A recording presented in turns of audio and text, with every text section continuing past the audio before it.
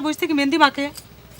আর উইর কথা আমি কি কব, ও যে ময়রম কিরম বেহায়া বেলাস কেরে, যার সাথে তোর 2 দিন পরে বিয়ে, তার হাত ঘষে ঘষে মেহেন্দি দেওয়ার কি আছে? তোর কি লজ্জা শরম কিছু করে না? কি খবর, আমার আর একজন জহর হয়েছে, ওইরম বলে সিটারের জন্য কাটিয়ে দিন রাত একাল করতেছে। আমার হিসেবটা কিছুতে মিলতেছে না রে গহর। আন্তনের মনের মধ্যে যদি এই থাকবি, তাহলে পরে জহরের কথা মতো এসে চোরের দলে নাম লেখালো কি কামে?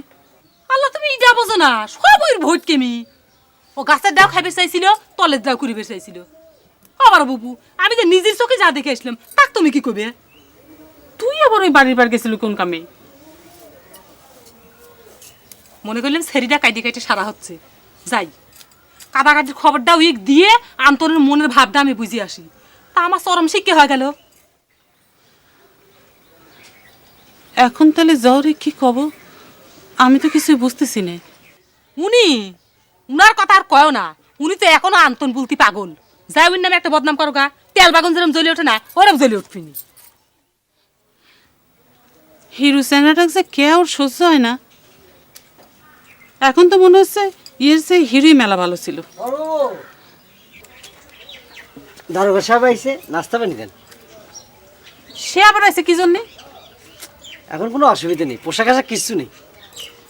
তুই কেন দারোগা সাহেব বলে কারো বাড়ি কিছু খায় না, সে বলে খুব সৎ লোক, তাহলে এবার নাস্তা দেবার কসুকে? না, কথা ঠিক আছে, কিন্তু সে সাসপেন্ড হয়েছে, এই জন্য অন্যের বাড়িতে খাতি কোনো অসুবিধা নেই। তাছাড়া পোশাক নাই, পাওয়ারও নাই বলে। হয় সারা, যার পোশাক পাওয়ার কিছুই নাই, তাক নাস্তা দেওয়া তোর এত টাকা কি জন্যে? কি আর করার, ওস্তাদ কলো আজ পাওয়ার নেই, পাওয়ার হতে কতক্ষণ। হয়েছে, অত কথার কাম নাই। কল থেকে এক জগ পানি এনে দিয়ে আমি নাস্তা সাজাই দিচ্ছি। জগ কই? জগ ঘরে আছে, এটাও কি কই দেওয়া লাগবি? তাহলে পরে দুষ্ট শালা সদাই দিলই না। দে তো নো উল্লি হরি কয় আইজার হাতের বেগ গুণ বাকিটা গুণও দিয়ে আই। হঠাৎ এই চ্যাংড়াটা বিগড়ে গেল, কে তো বুঝতেছি না। অন কিতাম ঘরে তোলা যেন হদায়ও নাই। কি করবো সেটাই তো ভাবতেছি। ভাবছিলাম কাম কাজ শুরু হওয়ার আগ পর্যন্ত উয়ের ঘাড় ভেঙে ভালোই চলবে। এই শোনে, পুরো জনে আবার এইসব কিছু না জানে, ঠিক আছে? আচ্ছা, এই রেডিওটার দোকানে থেকে সদাই নিয়ে যাবো নাকি? ইগানে থুই দেন আন্যার হসন্দের জিনিস। আর তোর কিছু টিয়া আছে, আপাতত চালাই লন যাইব। আন্যজ্ঞা কামের ব্যবস্থা করি আলাম। কাজকর্ম তো এতদিন শুরুই হয়ে যেত, কিন্তু ভেজাল বাড়েছে তো ফুরু। আচ্ছা, মঞ্জু কনে রে, তার তো দেখাই পাওয়া যায় না। সারাদিন রেডিও দুঃখের গান শুনি আর কোনায় কোনে ঘুরি বেড়ায়, কথাবার্তাও কম কয়। তুই এক কাম কর, সদাই বাড়ি দিয়ে গেছা, তারপরে কথা কম মনে তোর লাগে। হ্যাঁ হ্যাঁ, যা।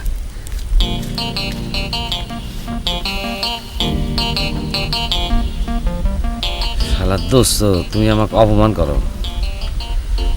তোমার বিয়ের সাহস কেবা করে মিটান লাগে, পরের টের পাবা না।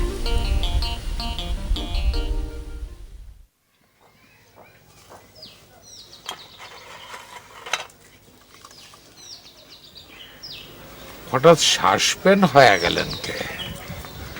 আমি তো যদ্দূর জানি আপনি ঘুষ ঠুস খান না, সৎ মানুষ। এই জামানায় সৎ মানুষের ভাত নেই হুজুর। চিন্তা করে দেখেন, এই জীবনে একটা অবৈধ পয়সাও শুয়েও দেখে নাই। তাইলে ব্যাপারটা কি? আসামি ছুটে গিয়েছিল? না না, সেসব কিছু না হুজুর। তাহলে বলতেও লজ্জা লাগে। গোয়া না গেলে থাইক। আপনার কাছে লজ্জার কিছু নেই।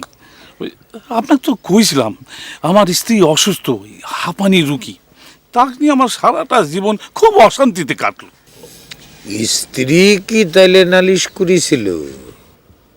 হ্যাঁ, ওই সেই রকমই, তবে সব ষড়যন্ত্র। ওই আমার তো একটা জীবন, তাই না?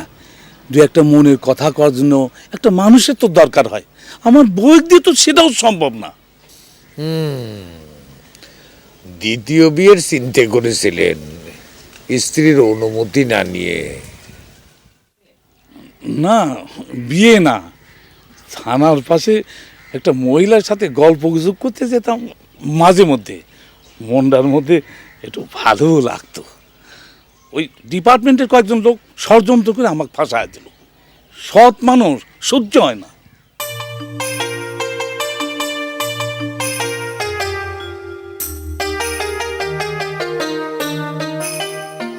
ও বুঝলাম, কেস তো তাহলে রীতিমতো বেশ জটিল।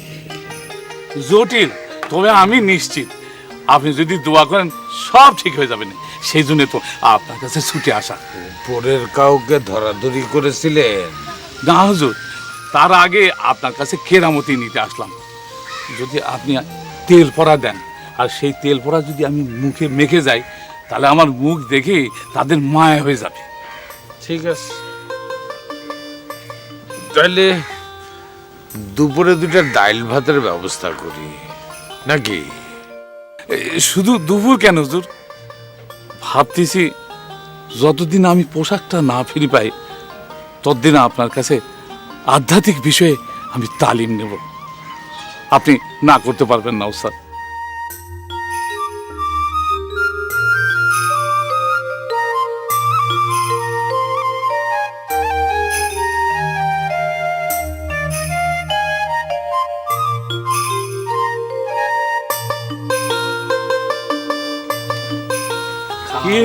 খাওয়া খাই।